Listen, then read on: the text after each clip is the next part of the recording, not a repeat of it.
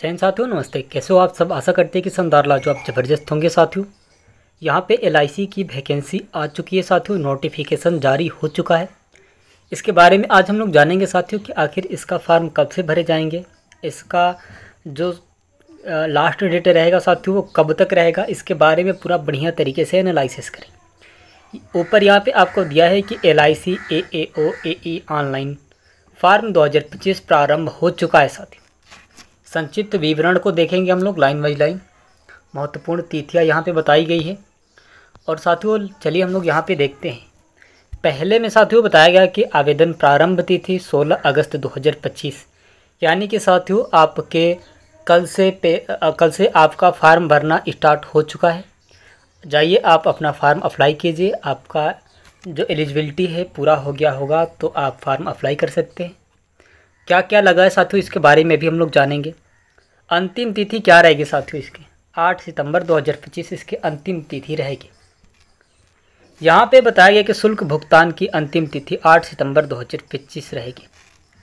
परीक्षा तिथि जल्द ही सूचित किए जाएंगे साथियों। प्रवेश पत्र आपको बता दें, प्रवेश पत्र साथियों परीक्षा से पहले मिलेगा। कोई भी एग्ज़ाम होता है साथियों तो प्रवेश पत्र परीक्षा से पहले दिया जाता है, आपको पता है। परिणाम तिथि यहाँ पे बताया गया साथियों कि जल्द ही अपडेट किए जाएंगे। और यहाँ पे कुछ बातों को और बताए गए हैं साथियों, है ना। अभ्यर्थियों को सलाह दी जाती है कि वे एलआईसी की आधिकारिक वेबसाइट से पुष्टि कर लें। साथियों अगर आप चाहें तो एलआईसी के वेबसाइट से पुष्टि कर ले या फिर हमारे चैनल से जुड़ जाइए। नोटिफिकेशन सेम मिलेगा, बशर्ते अभी जो हम बता रहे हैं वैसे हमारा नोटिफिकेशन आएगा। और अगर एलआईसी के वेबसाइट से पुष्टि करते हैं तो आपको बस लिखा हुआ नोटिफिकेशन आएगा। शुल्क भुगतान क्या रहेगा साथियों इसके बारे में भी हम लोग देखेंगे यहाँ पे। और आवेदन शुल्क क्या रहेंगे इसके बारे में भी हम लोग देखेंगे। चलिए यहाँ पे साथियों बताया गया कि समान OBC EWS उम्मीदवार के लिए आवेदन शुल्क क्या लगेंगे? 700 रुपये लगेंगे साथियों, आपके 700 रुपये लगेंगे। यहीं पे बताया गया कि SC ST उम्मीदवार के लिए साथियों 85 रुपया लगेंगे। 85 रुपया लगेंगे।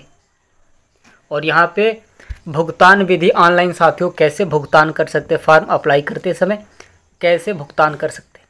आप निम्नलिखित तरीकों का उपयोग करके भुगतान कर सकते हैं साथियों। जैसे में डेबिट कार्ड रहेगा तो आप पैसा ट्रांसफ़र कर सकते हैं, क्रेडिट कार्ड रहेगा तो पैसा ट्रांसफ़र कर सकते हैं।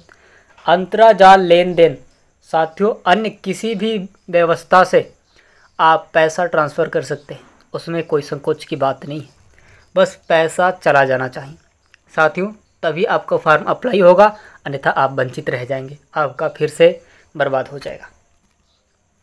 चलिए आगे साथियों यहाँ पे बताया गया है, आप देख सकते हैं LIC AO AE अधिसूचना 2025 8 सितंबर 2025 तक आयु सीमा रहनी चाहिए। यहाँ पे बताया गया है साथियों बहुत अच्छे से, है ना। न्यूनतम आयु आपके 21 वर्ष होना चाहिए, अधिकतम आयु आपके 32 वर्ष होना चाहिए। जिन अभ्यर्थियों का जन्म 2/8/1993 से पहले था। अब यहाँ पे बताया गया साथियों मेन टॉपिक यही है, आप समझिएगा। यहाँ पे बताया गया कि जिन अभ्यर्थियों का जन्म 2/8/1993 से पहले तथा यहाँ पे 1/8/2004 के बाद न हो, साथियों यही आपके जन्म तिथि को मिलाना है। अगर आपके इसके बीच में है तो आप फॉर्म अप्लाई कर सकते हैं, तो तभी जाके आप अप्लाई कर सकते हैं या फिर नहीं कर पाएंगे। यहाँ पे बताया गया बहुत अच्छे तरीके से, आप देख सकते हैं।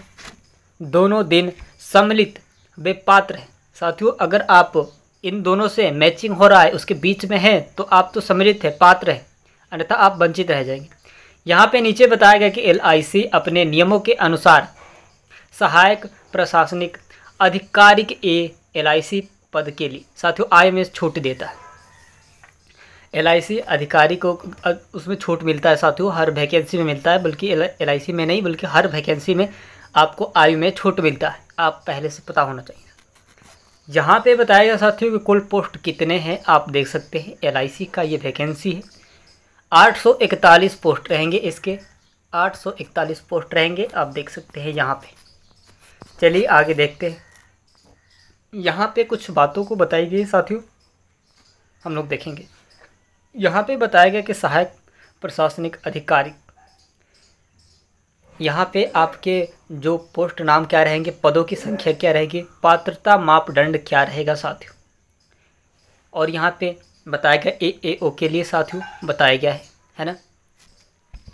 यहाँ पे बताया गया कि पोस्ट संख्या आप देख सकते हैं, पोस्ट संख्या आप देख सकते हैं। पात्रता मापदंड आपको बता दें साथियों कि उम्मीदवार के पास किसी मान्यता प्राप्त भारतीय विश्वविद्यालय या संस्था से किसी भी विषय में स्नातक की डिग्री होनी चाहिए। आयु सीमा 21 से 30 वर्ष, अर्थात उम्मीदवार का जन्म 2 अगस्त 1995 और 1 अगस्त 2004 दोनों तिथियां सम्मिलित होनी चाहिए साथियों, के बीच होनी चाहिए। अधिक जानकारी के लिए आधिकारिक अधिसूचना देखिए साथियों। तो आपको बता दें कि आपको ये बता दिया गया है, आपको आपके पास एक विश्वविद्यालय की डिग्री होनी चाहिए, स्नातक डिग्री होनी चाहिए साथियों आपकी, तभी जाके आप फॉर्म अप्लाई कर पाएंगे, अन्यथा आप वंचित रह जाएंगे साथियों। आपको पूरा बढ़िया तरीके से आपका जो पात्रता मापदंड है उसे भी आप समझ गए होंगे। यही मेन टॉपिक होता है साथियों कि एलिजिबिलिटी के लिए आप पात्र है या नहीं है। साथियों आपको आयु सीमा बता दी गई है, डेट बता दिया गया है, सब कुछ बता दिया गया है। तो साथियों वीडियो अच्छी लगी तो चैनल को प्लीज़ सब्सक्राइब करके बेल आइकन को दबा दें ताकि मैं नोटिफिकेशन सबसे पहले आपके पास जाती रहे। चलते हैं अगले वीडियो, मिलते हैं, धन्यवाद।